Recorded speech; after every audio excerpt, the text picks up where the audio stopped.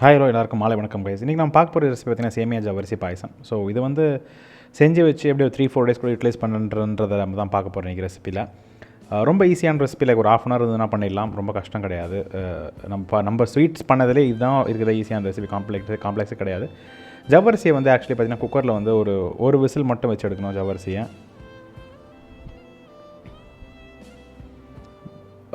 தண்ணியில் ஊரெல்லாம் வைக்க வேணாம், ஜஸ்ட் நேரம் ஜவரிசி எடுத்து நீங்கள் தண்ணியில் போட்டு உப்பு சக்கரை எதுவுமே போட வேணாம், ஜஸ்ட் நீங்கள் ஜவரிசி மட்டும் வேக வைக்கணும். ஒரே ஒரு விசில் எடுத்திங்கன்னா வேக வச்சு எடுத்து சைடில் வச்சுருங்க.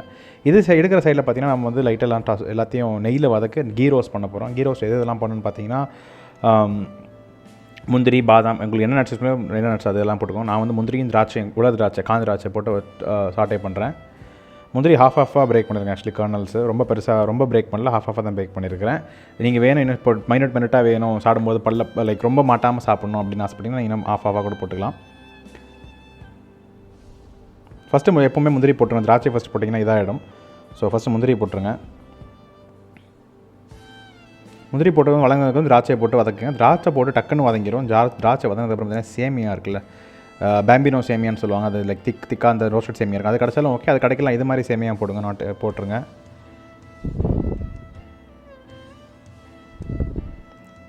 போட்டுட்டு லைட்டாக கீழே வதக்குங்க கொஞ்ச நேரம்.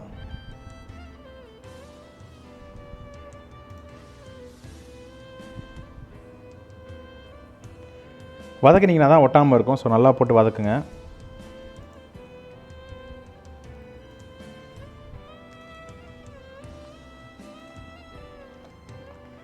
நல்லா ஓரளவுக்கு ஆயிலில் அந்த வதங்கினதுக்கப்புறம், கீழே வதங்கினதுக்கப்புறம் நம்ம எடுத்து அதை ஓரம் வச்சு நம்ம இது அடுத்த ஸ்டெப் போகலாம். ஆல்மோஸ்ட் ஒரு 2-3 மினிட்ஸ் வதங்குங்க போதும். அப்புறம் ஒரு பேன் எடுத்துக்கோங்க. பேன் எடுத்துகிட்டு நம்ம குக் பண்ணி வச்சுருக்க ஜவரிசி ப்ளஸ் வதக்கி வச்சுருக்க ஐட்டம் எல்லாத்தையும் ஒன்றா போட்டுடலாம்.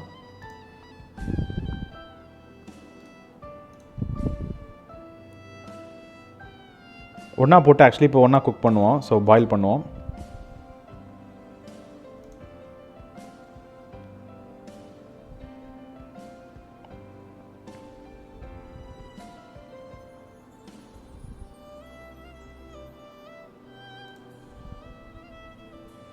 எல்லாத்தையும் ஒன்றா போட்டு கொஞ்சமாக தண்ணி ஊற்றி பாயில் பண்ணுங்கள். தண்ணி வந்து சேர்க்க நான் ஆட் பண்ணிடுவேன். ரொம்ப எடுத்தோடனே தண்ணி ஆட் பண்ணிடாதீங்க, அப்போ பாயில் ஆகிச்சு எக்ஸஸாக நிற்கும். பாயசம் உங்களுக்கு தண்ணியாக இருக்கும். கொஞ்சமாக ஆட் பண்ணி ஃபஸ்ட்டு சேமியா தண்ணி குடிக்க தண்ணி ஆட் பண்ணி தான் பெஸ்ட்டு.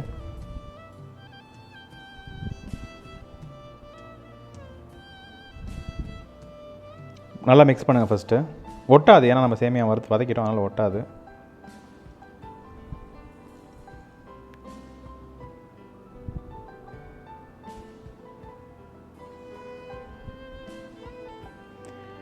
கொஞ்சம் கொஞ்சமாக தண்ணி ஊற்றி வதக்குறோம். இன்னும் சுகரில் நம்ம ஆட் பண்ணல, இப்போதைக்கு வதக்கிருக்கிறோம். அங்கே இருக்க நெய்யுமே வேஸ்ட் பண்ணாமல் லைட்டாக தண்ணி தெளித்து இதில் விட்டுருங்க.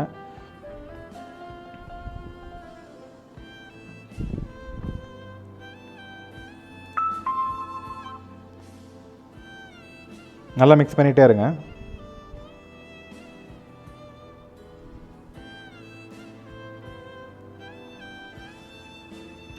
அப்புறம் வந்து சுகரையும் ஏலக்காயும் ஒன்றா போட்டு நான் இடித்து வச்சுருக்கிறேன். அதை ஆக்சுவலி நம்ம இதில் போடுறோம்.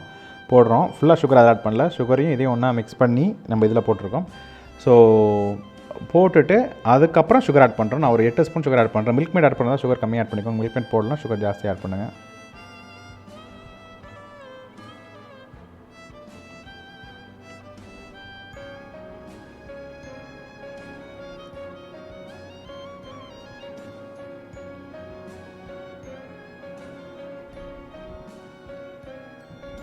நல்லா சுகரை சேர்த்து மிக்ஸ் பண்ணுங்கள். தண்ணி கொஞ்சம் கெட்டியாக மாதிரி தான் இருக்கும், பட் சுகரோட வாட்டர் வெளியே வரும். ஸோ அதுக்கு வெயிட் பண்ணுங்கள், அவசரம் இல்லை. ரொம்ப கெட்டியாகுதுன்னு நினச்சி நீங்கள் அவசரப்பட வேணாம். ஸோ ஜஸ்ட் ஹோல்ட் ஆன், அப்படியே விடுங்க. சுகர்லேருந்து வர வாட்டர், மெல்ட் ஆகி வர வாட்டர் உங்களுக்கு லிக்விடாக கொடுக்கும். நிறைய கொடுக்க வேணாம், நம்ம என்ன ஃப்ரிட்ஜில் வச்சு சாப்பிட்றதுக்கான வழிகள் இது. ஸோ இது மாதிரி நல்லா குக் ஆகிட்டுருக்கும். ஸோ குக் ஆகட்டும். அந்த சுகரோட கிளேஸே வந்து பார்த்திங்களா பலன்னு ஆயிடுச்சு. அதான் சுகர்னால தான் அது போட்டிருக்க, சுகர்னால. இது குக் ஆகிட்டு இருக்கிறதுக்கு ஆக்சுவலி பார்த்திங்கன்னா நம்ம ஒரு 5 மினிட்ஸ் இது மாதிரி ஒரு மீடியம் ஃப்ளேமில் வச்சு நம்ம இது மாதிரி குக் பண்ணணும். குக் பண்ணி முடிக்கிறச்சு பார்த்திங்கன்னா இது மாதிரி வந்துடும். ஸோ இப்போ பார்த்திங்கன்னா என்ன பண்ணோன்னா, இது வந்து நமக்கு ரெடி ஆகிறது ஸ்டேஜில் இருக்குது. இப்போ வந்து நமக்கு தேவையான பால் சேர்க்கறத மிச்சம் எல்லாத்தையும் நம்ம எடுத்து ஓரம் வச்சிடலாம். எல்லாத்தையுமே தண்ணி ஊற்றணும்னு அவசியம் இல்லை, பால் ஊற்றணும்னு அவசியம் இல்லை.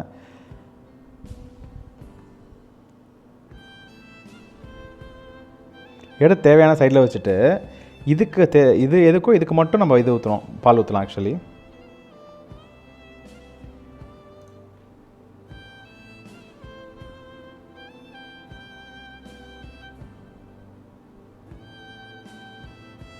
எடுத்து சைடில் வச்சுருங்க. ஆக்சுவலி ஒன்றும் பிரச்சனை இல்லை. எடுத்து வச்சுட்டு அதுக்கப்புறம் பார்த்தீங்கன்னா இப்போ நமக்கு தேவையான எவ்வளோ இருக்கோ, இப்போ எவ்வளோ பேருக்கு உங்களுக்கு இது பண்ணணுமோ